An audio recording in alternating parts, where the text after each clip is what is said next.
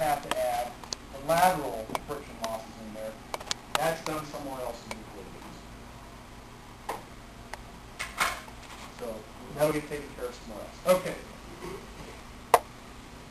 All right, then go to that step. I think it might hopefully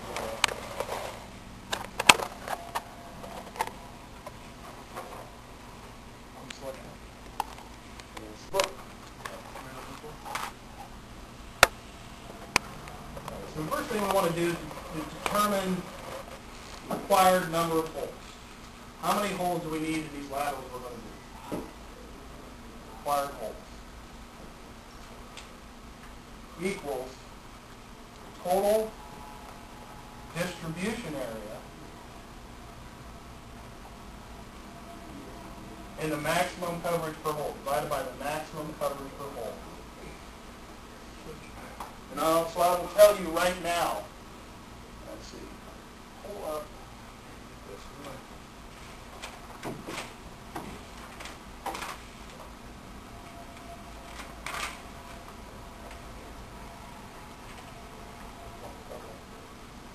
This number, you want to burn that one into your memory.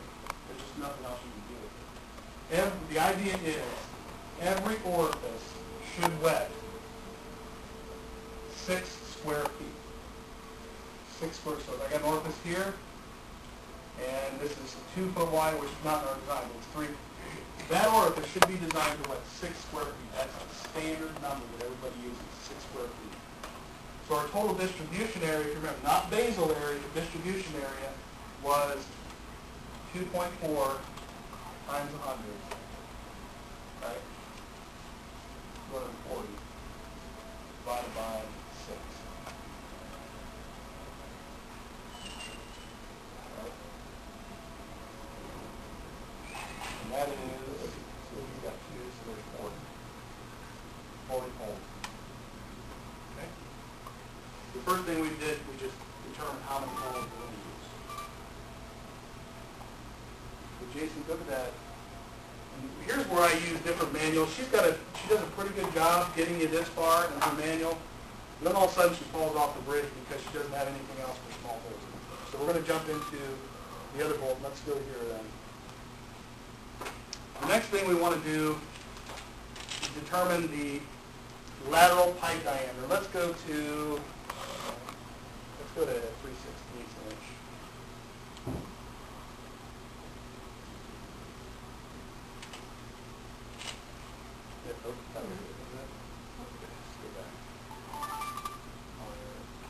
Okay. In James Converse manual, there's a nice chart at the end. I don't trust it entirely, but it's helpful. They have, let's scroll down a little bit. Zoom in so I can see it. He gives you the lateral length in feet. In our design here, we're going to center feet this, so our distribution area was 100 total.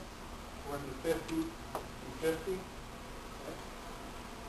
What he tells you here is he gives you your orifice spacing and your lateral length in feet so that you can determine what size lateral you need to use to feed this stuff.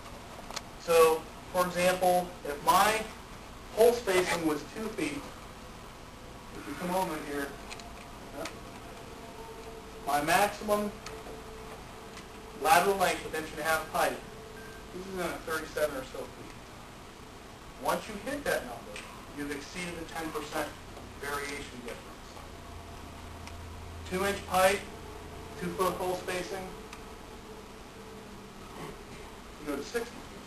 So you see, you've got to choose the pipe diameter that fits your job based on the hole spacing and length of the lateral. Okay, so the next step that we would do is get rid of that. And I want to show you a few things that happen here. Let's use 1.5 pipe. Okay. You can see that. I want to start by showing you a few numbers here of what happens. 1/8 hole size, 5-foot residual head, like I told you over there. Okay. Calculate. 0.43 gallons per orifice. Total system flow rate, 9 gallons. That's one lateral. I got two, right? It's 150-foot lateral. I'm going to have 100 total. That flow rate of that system is 18 gallons a minute on the pump. Okay? And I want you to take note of this here too. The difference from on the 50-foot lateral from the beginning to the end is, you want no more than 10%, it's 1%. Let's see what happens when I bump it up to quarter inch. Let's go to the other extreme of the sizes. Okay.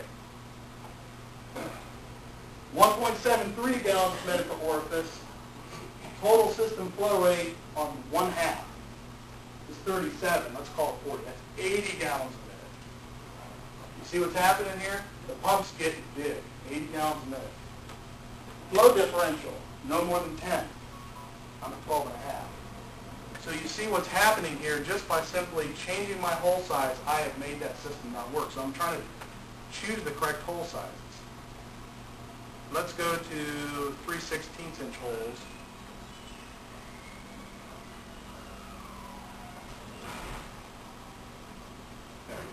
This is where we usually come into the ideal, the middle of the road. 3/16" hole sizes are kind of nice. We got 0.82 gallons per minute per orifice. We've got 17.3 gallons per minute per half, so 34 gallons a minute on the total system. And our flow differential is only 4.5 feet. So that's why sometimes that's a nice middle-of-the-road approach. We're going to pick 3/16" holes here. Now I want to show you what happens when I change we just talked about choosing the lateral diameter, and I showed you that chart. Let me show you in real life what happens here. Okay, maybe we could get away with, in this scenario, you see 1 1/4" lateral diameter. You see where we're approaching 10. Okay? And that is, again, from beginning to end, I want no more than 10% so that I get equal flow. If I throw in there 1.5", see how it goes down? Nothing else changes, barely. But the friction keeps going down the larger the pipe diameter. Remember, the larger the pipe, and the friction occurs at the perimeter of the pipe, right? And the core of that pipe is where the water flows. So if I choke that down, I actually get more friction and less of a core of water to go through there. So the smaller diameter pipe, always the higher the friction. Watch what happens when I go to 2. See how that changes? 1.4%. So you see how we're choosing lateral sizes to try to produce this balancing effect. Okay.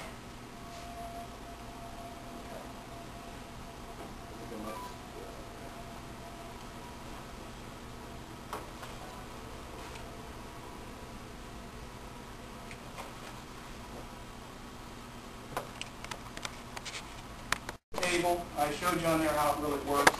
I think this designer used 1.5", so we'll go ahead and run with that.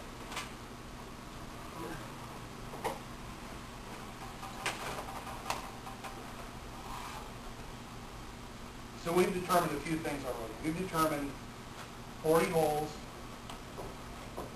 We've determined that we're going to use 1 1/2" pipe to do the laterals. Okay? Based on those tables, and if you're lucky enough to get a calculator.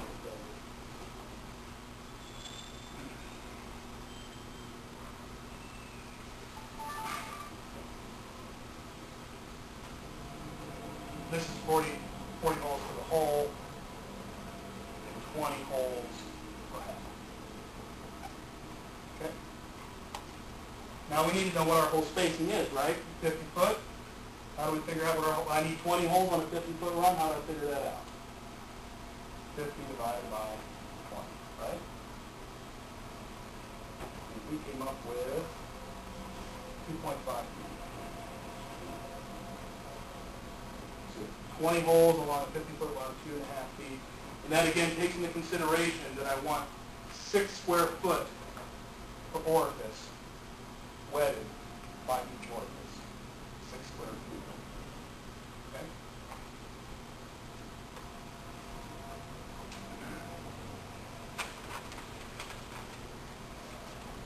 So we know something else now. We know the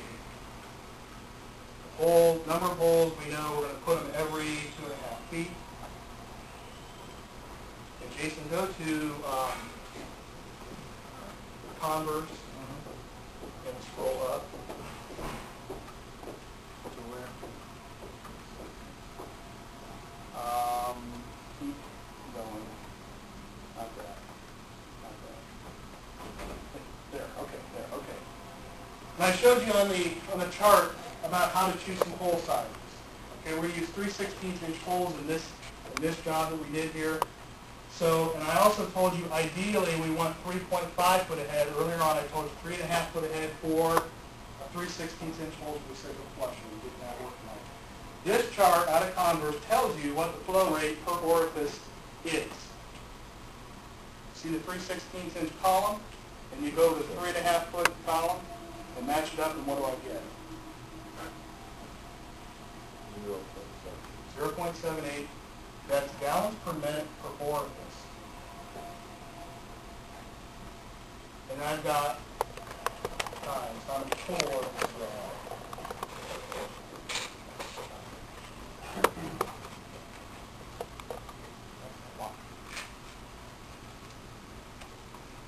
equals 31.2 GPM. So far now, I've been able to come up with how many holes, lateral size, lateral hole spacing, hole size per lateral. This was already defined for me. Now I know the flow rate of the system. Why is that important? Because you need to size the pump based on the flow rate of the system.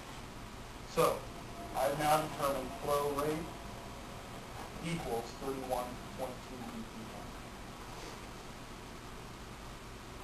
Okay, so we've done orifice size. We've done lateral size. Force main. Let's jump to. There's a reason you do that. If you find out, and here's why, and I'm not going to go through all the calculations to do it. If you choose a diameter for the force main, you want a diameter that makes it so your pump is not ridiculous. You choose, and let me show you what I mean by that. We just found that. 31 GPM. Look at this column right here. Yeah, right here. This row right here. 1.5" pipe, 2" pipe. There you go. Okay. What that means is this.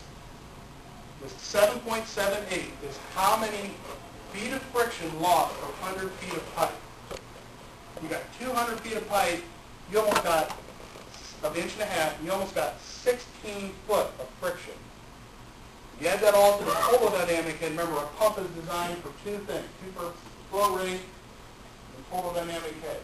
How much water do I want to deliver, and how much pressure or force do I got to push it up there to get it there? Total dynamic head. If I've got 16 foot to push against, the pump is getting big. And the bigger it is, the more expensive it is.